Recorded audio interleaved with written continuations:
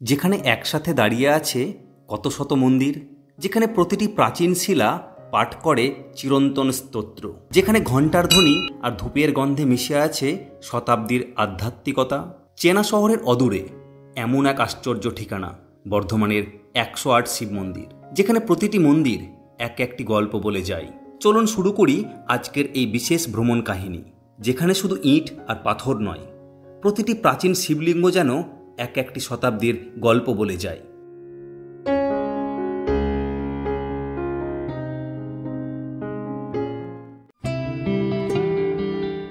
বর্ধমান এই শহর শুধু একটা জেলার নাম নয়, এককালে বাংলার অন্যতম রাজপ্রাসাদ সমৃদ্ধ জনপদের কেন্দ্রবিন্দু এই বর্ধমান।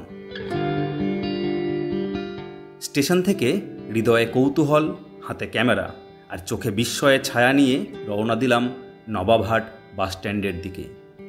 দূরত্ব প্রায় 6 কিলোমিটার, ভাড়া মানুষ প্রতি 20 টাকা। আমরা এখন বর্ধমানের বিখ্যাত 108 শিব মন্দিরের দিকে এগিয়ে যাচ্ছি। সঙ্গে আমাদের টোটো দাদা আছে, দাদা আমাদেরকে নিয়ে যাচ্ছে, খুব ভালো হবে। তার সঙ্গে কথা বলেছি। নামটা একটু বলে দাও দাদা তোমার? সৌমেন চন্দ্র দাদা আমাদের নিয়ে যাচ্ছে। আমাদের সামনে গোলাপবাগ ক্যাম্পাস পড়বে, তারপরে আমরা নবাবহাট বাস স্ট্যান্ড, সেই দিকে আমরা যাচ্ছি। মিনিট 15-র মধ্যে পৌঁছে গেলাম মন্দির চত্বরে।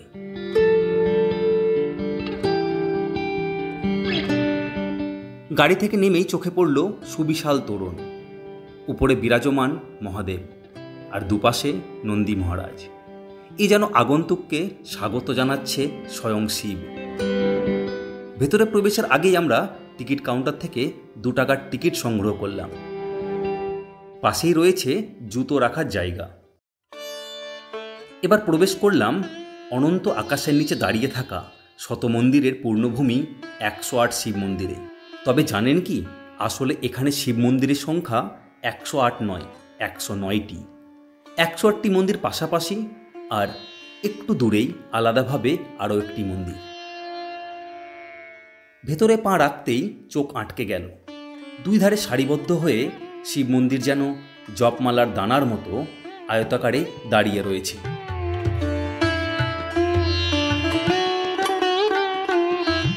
ভারতবর্ষে যে 2টি বিখ্যাত জায়গায় 108টি শিব মন্দির অবস্থিত, তার মধ্যে উল্লেখযোগ্যভাবে নাম করা যায় বর্ধমানের 108 শিব মন্দিরের। বর্ধমানে 2টি জায়গায় 108টি শিব মন্দির আছে। প্রথমটি হলো কালনা এবং দ্বিতীয় হলো বর্ধমান। আমরা এখন বর্ধমানের সেই বিখ্যাত এবং ঐতিহাসিক দিক দিয়ে গুরুত্বপূর্ণ এবং ধর্মীয় দিক দিয়েও গুরুত্বপূর্ণ 108 শিব মন্দিরে এসেছি। এই 108 শিব মন্দিরে এসে বিস্তারিত ভিডিও আপনাদেরকে আমরা দেখাবো এবং যতটা পারবো এটার সঙ্গে জড়িত ইতিহাসগুলো আপনাদের সামনে তুলে ধরার চেষ্টা করব। প্রতিটি মন্দির একই আদলে তৈরি, উড়িষ্যার বালেশ্বরের আটচালার মতো আয়তকার নকশা। মন্দিরের প্রবেশপথে খোদাই করা আছে শিবের এক একটি নাম। সামনেই রয়েছে খোলা বারান্দা আর ভেতরে স্থাপিত কোষ্টি পাথরের শিবলিঙ্গ।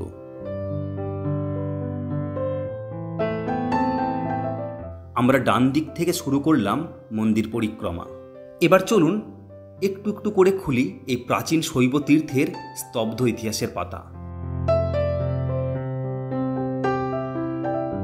স্থানীয় মানুষজনের সাথে কথা বলে জানতে পারি, বর্ধমানের মহারানী কৃষ্ণকুমারী দেবী এক স্বপ্নাদেশ পেয়ে 1788 সালে এই মন্দির নির্মাণ শুরু করেন ও শেষ হয় 1790 সালে।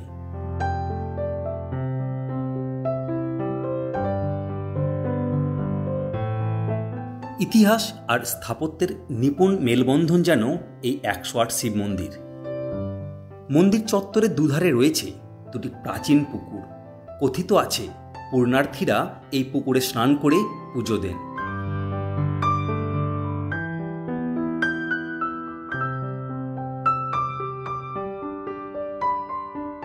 মন্দিরের একেবারে সামনেই রয়েছে মানত নন্দী পার্ক। প্রবেশ করে সামনে দেখা পেলাম নন্দী মহারাজ আর তার উল্টো দিকে অধিষ্ঠানরত মহাদেবের। পাশেই সারি সারি 108টি পিতলের ঘণ্টা। লোকমতে প্রচলিত এই ঘণ্টাগুলো বাজালে নাকি শিব ঠাকুর মনস্কামনা পূরণ করেন। আমিও কয়েকটা বাজিয়ে মন থেকে প্রার্থনা জানালাম। এখানে সকাল বিকেল বহু মানুষ আসেন, কেউ প্রার্থনা করতে, কেউ ইতিহাস দেখতে, আবার কেউ বা শুধু শান্তির খোঁজে। মহাশিবরাত্রি ও শ্রাবণ মাসে এখানে পুণ্যার্থীদের বিশেষ ভিড় লক্ষ্য করা যায়। 7 দিন ধরে চলে সেই উৎসব। সত্যি কথা বলতে এখানে কিছুক্ষণ চোখ বন্ধ করলেই আপনিও হারিয়ে যাবেন অন্য জগতে, এ আমার দৃঢ় বিশ্বাস।